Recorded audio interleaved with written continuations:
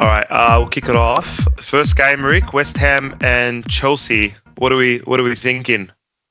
Look, based on West Ham's first game, which they didn't really show much, it looks like they could be in for a hell of a day against Chelsea. But having said that, Chelsea fired a few blanks against Crystal Palace. Palace did play well and at home. And it's week one, so you can't really judge way too much out of it. More so just as an inkling of, are they fit, they're not fit. But I think Chelsea playing at West Ham, they're in London. I think it's a 2-0 win. I reckon. I don't know if West Ham's got much bite at the moment. So I'm going for a 2-0 win for Chelsea. Yeah, I agree as well. I just think, look, the Chelsea need to win this weekend, because just going by what happened last week, if they don't pick up points in these games early on, they're going to fall behind the pack, right? So just going by historically, the last 3 games, Chelsea and West Ham, Chelsea have scored 10 goals and West Ham scored 1 goal in the last 3 games. So going by that, considering that West Ham have dipped as well recently in the last year or so, they've lost a few players, they've not really doing well. Yep. West Ham, I'm going with a maybe 2-0, 2-1 win. Just because I just think last week as well, Chelsea did struggle. Palmer did look a bit lazy. Yep. But yeah, I'm not really convinced with Chelsea yet, but they should definitely win. Like they've got Wan-Bissaka and Juve playing wing backs. They're progressive. Yeah. They don't defend those two. Like Kilman and Todibo is very overrated in my opinion. Yeah. And Hermansen had an absolute shocker last week. So they've got nothing besides Bowen. Well, they got Paquetá as well, but he doesn't want to be there. And Ward-Prowse, like what, set piece king? Like there's nothing going on there. His time's come and gone. Big time. So he's had better times. But look, yeah, I think it'll be Chelsea 2-0. I just can't see West Ham putting up a fight. They're playing at London Stadium as well, so it doesn't really make a difference, I think. That's what I'm saying. They're playing in London, so it's almost a home. It's a derby. Yeah. It's a derby, different than to London, but yeah. So next game we have Man City and Tottenham. I reckon this will be an interesting game, considering I can't go by how Tottenham did against Burnley last week because Burnley's Burnley, but the way they're playing, and Paulinho's starting this week, and he's a good defensive mid. He's a good big stalwart in the middle. So I think it's going to be closer than we think it is. I don't think Man City is going to run straight through them, but obviously Tottenham garbage top to bottom. But just because they've got Paulinho there. Van de Ven's playing. I've got a few guys back. I don't think it's going to be as bad as we think it is. But the one thing I find weird is with the wingers that Man City have, Oscar Bob, they're starting him again. It's the second week in a row. Oscar Bob? Yeah, he's playing the second week in a row, starting again. He plays on the right. He played last week as well. He's a Man City youth player. But nothing special, to be honest. They've got a random bunch of players playing. Nico Gonzalez is starting this week as well, apparently. They tried to sell him. Yeah, I know. They're just a random team. I just think if they play like they did last week, they'll run straight through Tottenham. But the way Frank plays, because he's a bit more defensive, I don't think it's going to be a complete annihilation. Yeah. I still think Man City will win 2-0 comfortably. I don't know. It's just I feel like Man City's still finding their feet. Big takeaway is Reinders. Reinders is the huge X factor of the game. Obviously, if Reinders gets going, Haaland will get going. But yeah, there's Tottenham. I don't think they pose any threat on the attacking end. But Paulinho is a big X factor for them. A couple of years ago when Bayern bought him, I'm not sure why they spent 50 million on him when they had Goretzka and Kimmich, and they loaned him back into the EPL a year later. So clearly doesn't fit. Nah. So, and he's 30 years old as well, right? But I feel like for Tottenham, it was a good pickup. They needed someone like that in the middle. I think so. I think you're right. Just to touch on it, Paulinho's a big butcher. Don't make two ways about it. He's a red card candidate. He doesn't mind chopping. He's quite strong in the middle. He's quite demanding. He's one of these players where he kind of tackles first, thinks second sometimes. So he could be at a risk. I've seen him get quite frustrated at Fulham when they're chasing games or they're chasing the ball and he's going around and literally toe bashing everything in the new site. So he's got a red card in him. But I'm not saying he's going to do it. It's just that he doesn't mind the odd bruise. I He's think a you're big right. boy too. He's a big boy, and he gets around the Yeah. pitch quite well. Yeah. I think you're right. The other thing for Tottenham is I think they're trying to flog Basuma. So from what I'm understanding, West Ham are trying to buy Basuma as well. So Yep. reunite with Graham Potter, who had him at Brighton. Brighton. So there's that piece of business. There's also Spurs are in for Savinho, or were in for Savinho at City. Mm-hmm. Apparently the price was 70, 80 mil. I think it fell through when Pep came out last week and basically said, hope he doesn't go. And then all of a sudden then there's been 4,000 Twitter posts about him leaving. So don't know what's happening there. There's a bit of business between there.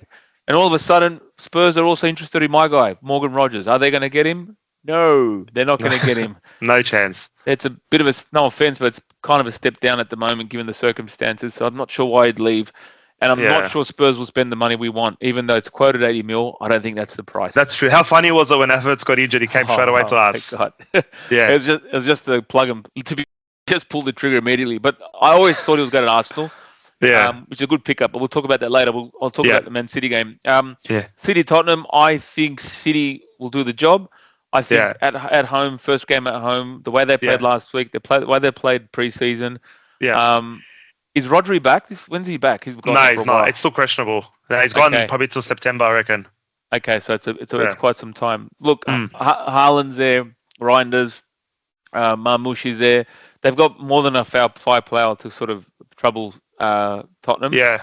And Tottenham aren't really playing well, from what I've seen so far, the flamboyant Ange Postecoglou Tottenham way anymore. They're a bit more conservative. So it's structured, Yeah, they're a bit more structured than Frank, so which is the probably way forward. But again, I think it's a 2-0 win to City.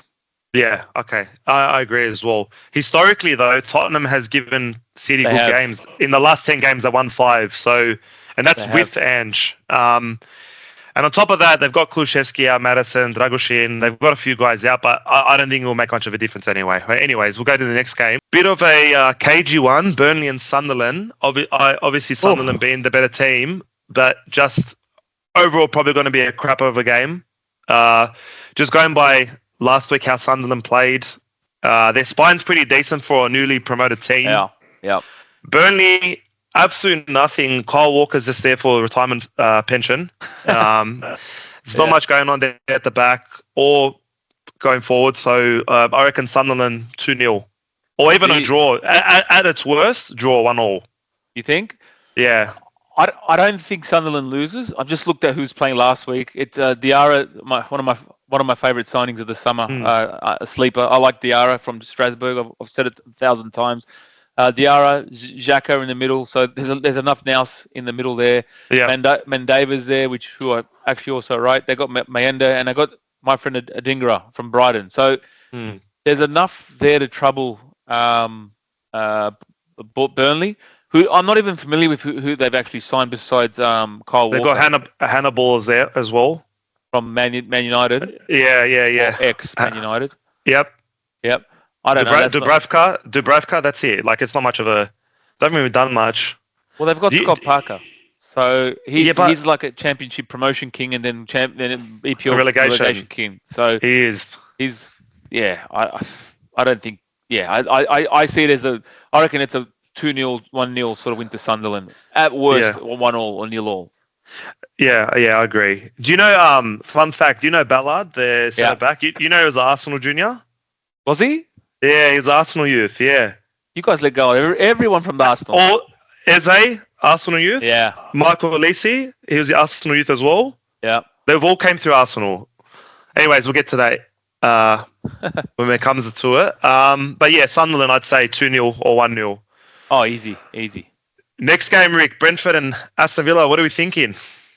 Look, we need to get a win. I'm not going to say it's a must win because that sounds too crucial. But at the end of the day, we need to be beating Brentford. If we don't, I think eyebrows will be raised given the way that Brentford have played last week. Yeah. And again, Brentford have lost. There's no Wissa. He's on strike or whatever he's doing. Yeah. They've got no. Who's the guy you guys saw in the middle? I forgot his name. The cap Norgard. Norgard. He's gone. No Mbuemo.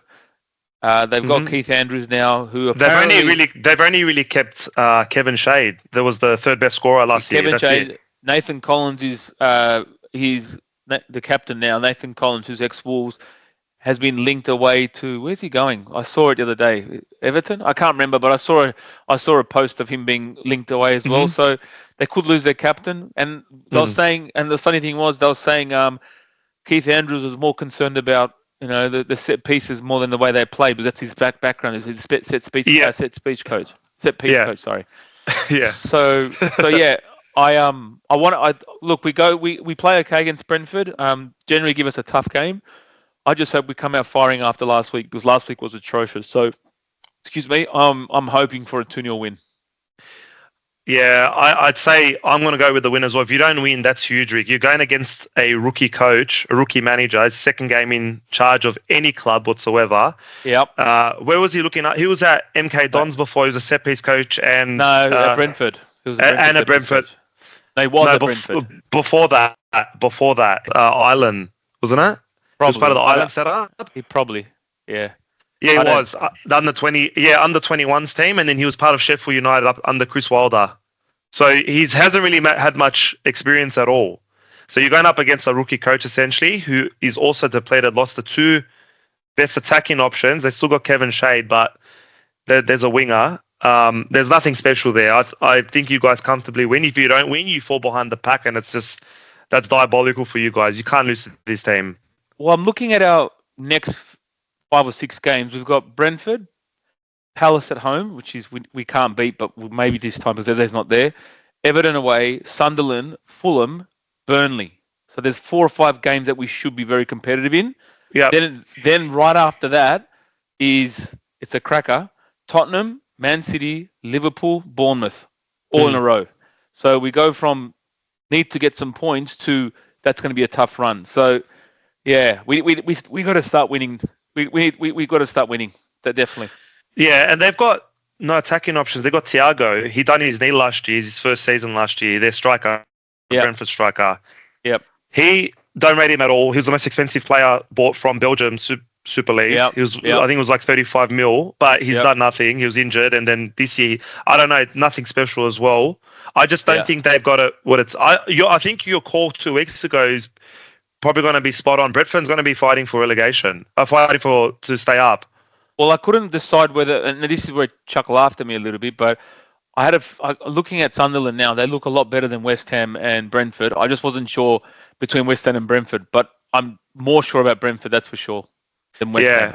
And I'd say going into this weekend, their only option that could be devastating is that left side because of cash. They've got Kevin Shade back and they've got Rico Henry coming through. So that's the only way I can see them actually doing well. But other than that, they've got nothing, man. Yeah.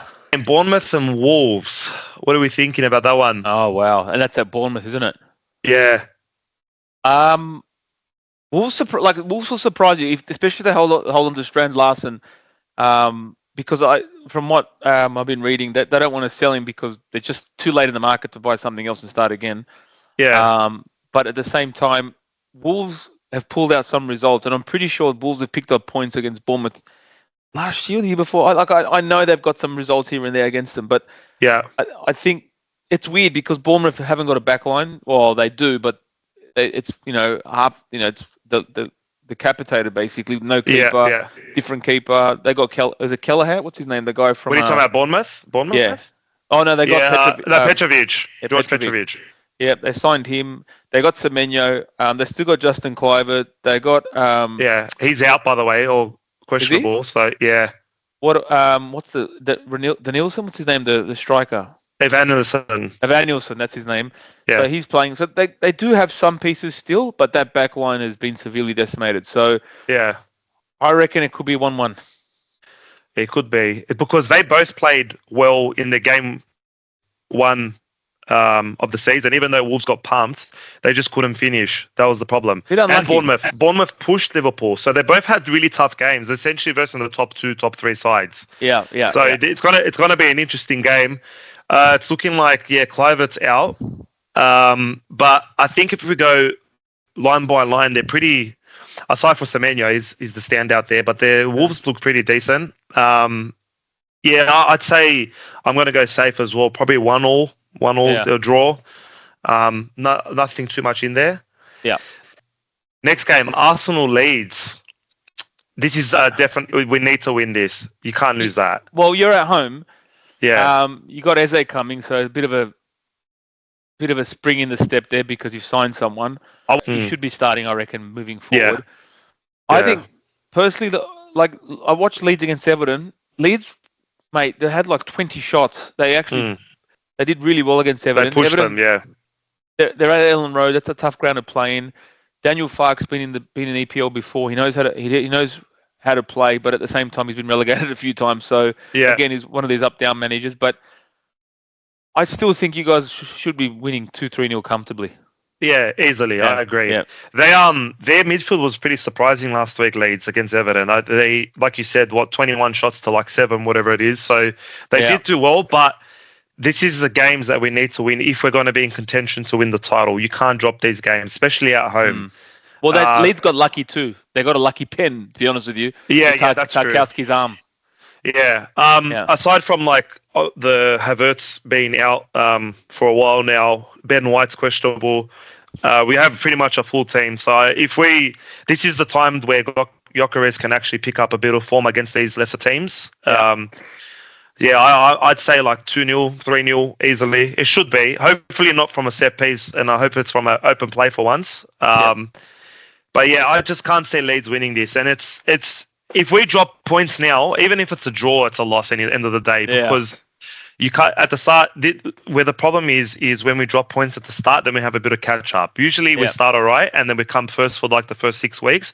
But we need to start strong, and then I feel like Leeds is the perfect time. Like it was good getting 3 points last week against United, don't get me wrong, but the way we played also wasn't indicative of winning. Like it shouldn't have been. That 3 points was a fluke, but end of the day we got the 3 points. Hopefully we can do it again this weekend. It doesn't matter. No, honestly, it doesn't matter. Just as you don't fluke it this week, then you're okay.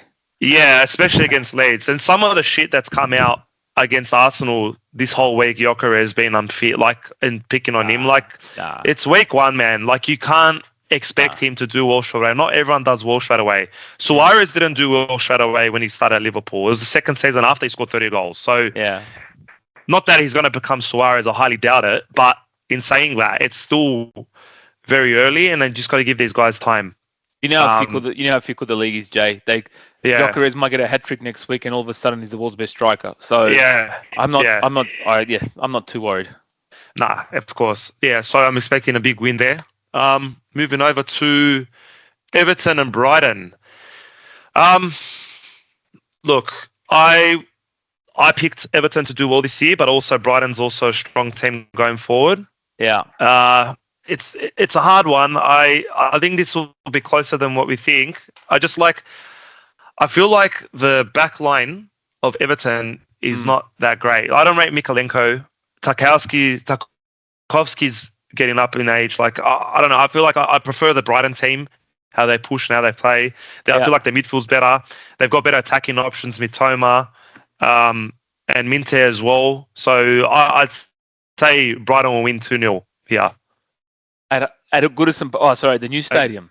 At the new stadium. I'm going with the win there.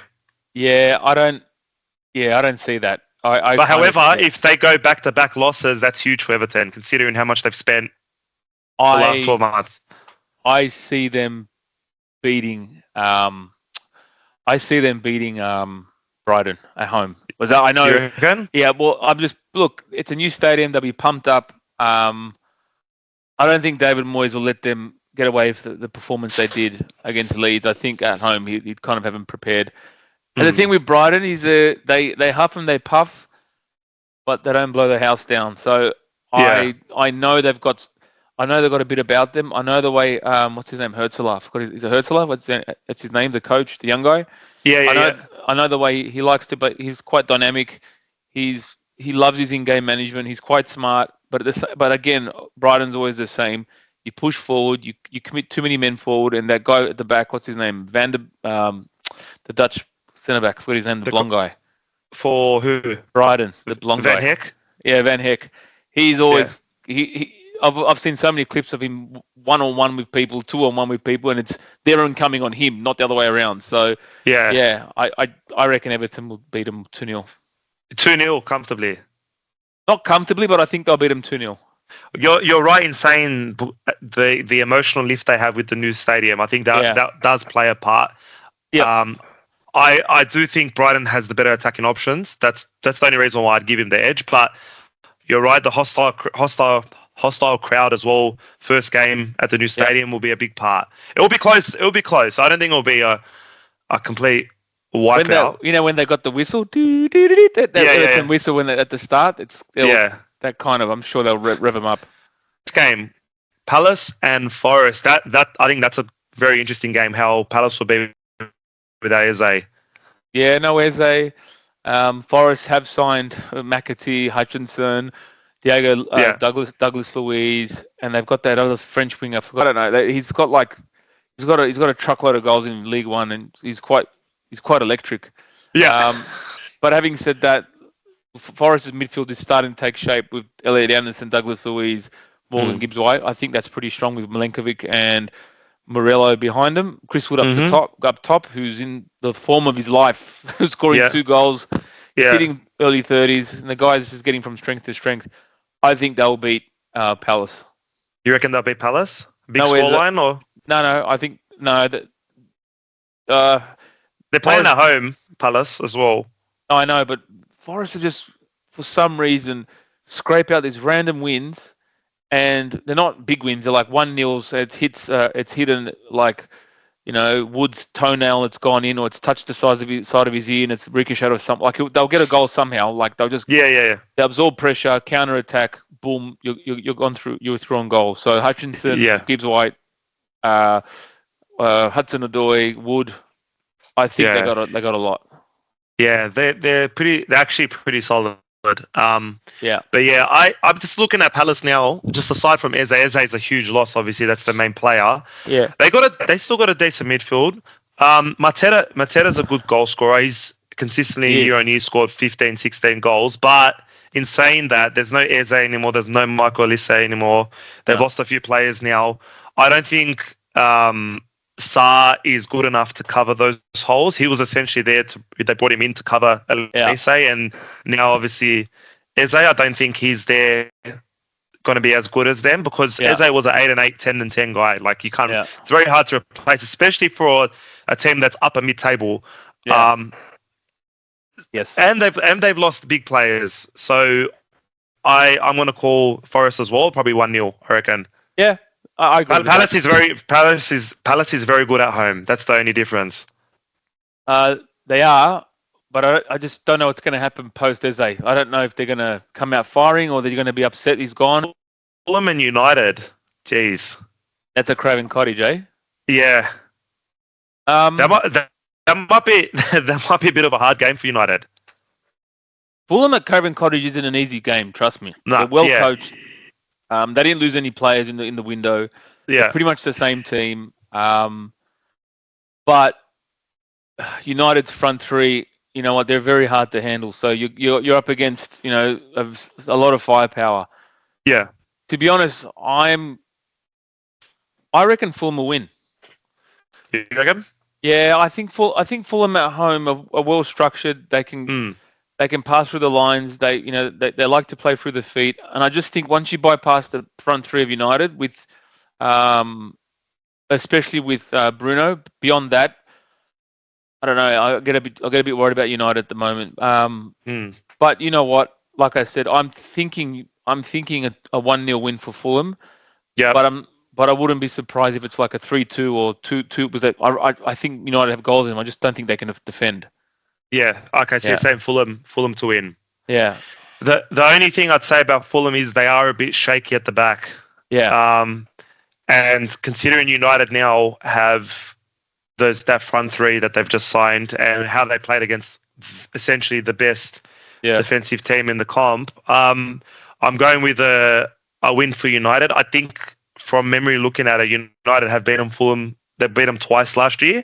Yeah. With a poorer team, so I'm going with United in that sense. Sesko might be starting as well, so it's be interesting to see how he goes. But I can't fault Kuna and Mbuemo. It's just their work rate's ridiculous. Aside from that, I think also reading the team sheets, it's not 100% confirmed yet. Ugarte might be starting. That's a big, for me, it's a big hole in the middle for United for him starting. Yeah.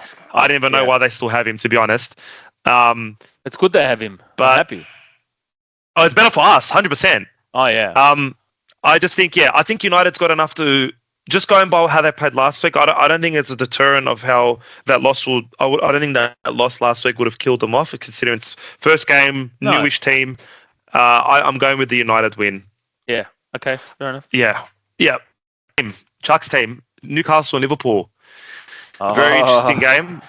I reckon Liverpool will run straight through them. I just think, but they're playing at Newcastle.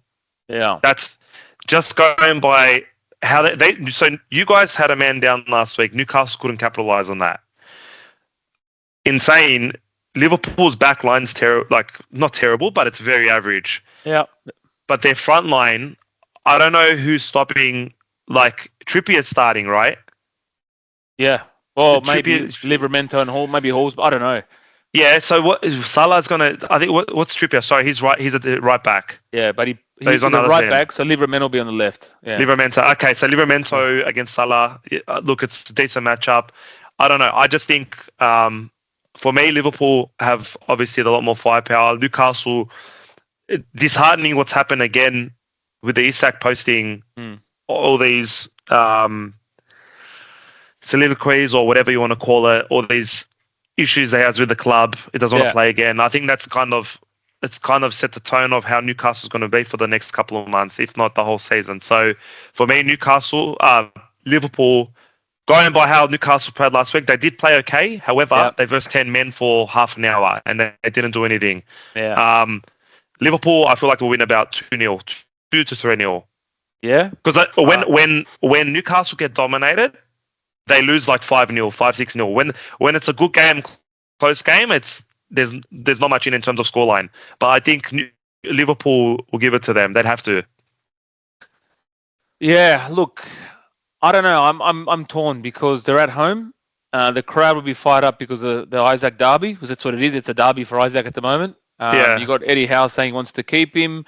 Isaac wants to leave, and Liverpool doing underbids of 110 mil, so which apparently they're going to come back and do 130 and it'll be settled. But that's after this game, which is all hearsay at the moment. But that's what's being said online.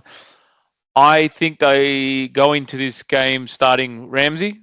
I think last week Joelinton did him. Jesus. I don't think Joelinton did himself any favors last week. I think Joelinton's good for certain games. I think Ramsey's good for this game. It'll be a high tempo game. You need to be on your toes. Yeah, bit of pace. Contain possession. Run behind the lines. That's Ramsey to a T. I don't know where they're going to play him. If they're going to play him in the hole, which I don't think he's good there. I think he's better on the left, cutting into the right. I mean, he's a ball carrier, so that'll help Tonali and Bruno get out of danger. I reckon, to be honest, I'm not going to. It's going to sound silly. I think they're going to hold Liverpool to a draw. I don't think they're going to score. I don't think they're going to. I don't know if they're going to score. I think they're going to definitely create chances with the crowd behind them. But I don't know because they can defend like Newcastle. One thing Newcastle can do is defend well. Because Dan Burns is going to climb over like AFL style of everyone's back. Shah's going to do dirty tricks. Tonali, you watch them closely. Bruno's one dirty bloke. Tonali's sitting there leaning on you while you're running past. They've got all the tricks in the books in terms of the dark arts. So yeah, like I said, I think they'll frustrate Liverpool. I think Liverpool will dominate the game, but again, they're at home. They're severe underdogs. They got no striker, and I think this could lift them. Like as in, they could get a bit of impetus. Yeah, I don't know if. I don't know if it'll be on my end. I don't know if it'll be a draw. Again, they won't score. They've got no striker, so that's extremely decisive as it is. I just think the whole time Liverpool will just be pressing. They'll be pressing, putting all this pressure. They've got no striker to outlet to. Isak could pick up the ball and carry it. That's not Gordon. Gordon's playing up front. He's a winger. So I think their spine, considering Liverpool's a better team than Villa. It's going to show. I think Probably. it's going to show this week. You guys played terribly, and you lost a man, and they still couldn't win. I think that's going to show this week, regardless if they're playing at home. Look, it's St James Park. It is hostile, but this is coming from a Reds that are they were firing last week. But their backline is very questionable. But I don't think they need to worry about it because Newcastle's got no strike force essentially. Not just that, they got Livermeno, a left back who is a fill-in, but he just doesn't look comfortable left back. There are times where I've seen him get turned, and he's always kind of, even though he's trying to play left back. No. I'm just saying Livermeno. He always favours the right. You see him always cutting back to his right. So he's not really obviously he's not really a left back. So he's there as a fill-in because no one else can play there. You're not going to play Matty Target there. That'll be a nightmare. But so he's up against who's it? Salah? Yeah, he'll be up against Salah. That's going to be very, very hard considering it's his unnatural position. I think Newcastle would be crazy not to play Salah, whatever his name is, up front in the striker role because they do need someone there, and their best chance of getting goals is having Gordon on the left, putting Alanga on the right, Salah for the middle. Give the kid a chance. He could do something in front of the crowd.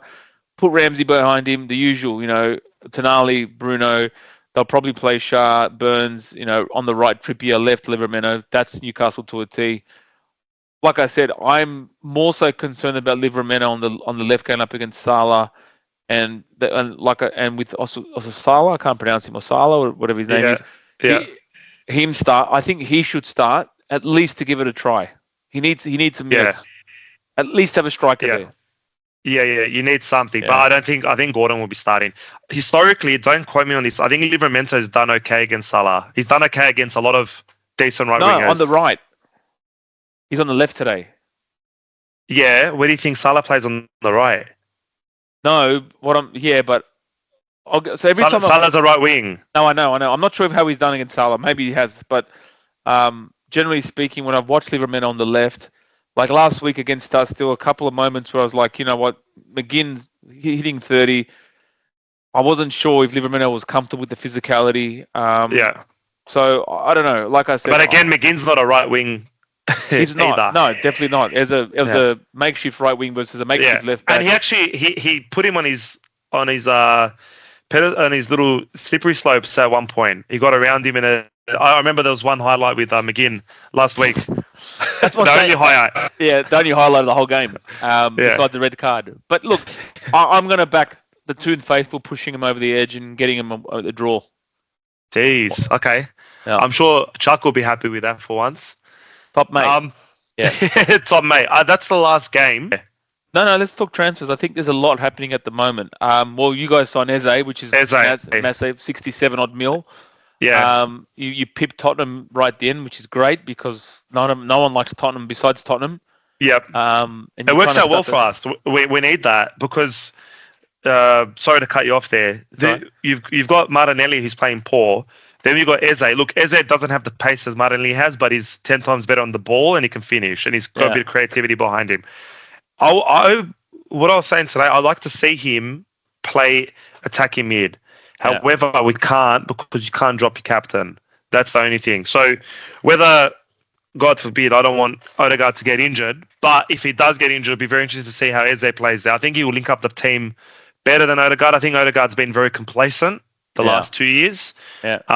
But again, we're going to see him on the left wing. Hopefully he plays this weekend because he's out for Crystal Palace. Obviously, we've bought him, so he should be playing. He's fit. Yeah.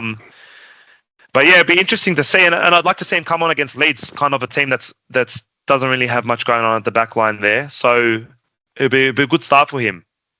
Yeah, I think so. Look, I think it's a positive move. People have kind of given you a lot of flack about it for 67 mil. I think the business you've done is pretty good so far. Like it's very un-Arsenal. Normally, with Arsenal have got a problem with their signings. This year, I don't have a problem. I think they've done very well. And like I said, if everything's firing with that team, with Saka, Eze, Odegaard, Gyökeres, Zubimendi, Rice, there's a lot there now. So you're starting to look at a team that's looking a lot more stronger. The left Martinelli on the left still a bit dubious, and Madueke I don't know, but again, you've got depth now, so which is a good thing. You never had that before, so you got a lot of depth. Yeah, a lot of depth. It's just like, again, it comes back to the coaching. I just Yeah. think, regardless of how strong the team is he enough to, is Arteta's experience currently and his strategy and tactics, is that enough to get Arsenal over the line? I'm still a strong no. I just don't think it's good enough. But the team's there. He's got no excuse now. He's covered every hole that he wanted to cover now. You can't say left wing's weak now because we've got Eze. Eze was one of the best players in the EPL. So they're like, I don't know what else you want to do. But yeah, I'd say this off season with Berta coming in, geez, he's done wonders, big time. And I don't think Arteta had a lot of say in this one because he was closer with Edu when he was signing players. This time, Berta, I feel like, has taken complete control, and look what he's done. He's not cleaned up the team yet, but he's filled in all the gaps that he needs to fill in, and it's becoming a solid team now from top to bottom. So, but interesting to see what happens on this weekend and the next few weeks. The thing with you guys is you guys can't sell players. Like your biggest sales like 30 mil. What is it? 30 or 40 mil? Iwobi. It was Iwobi.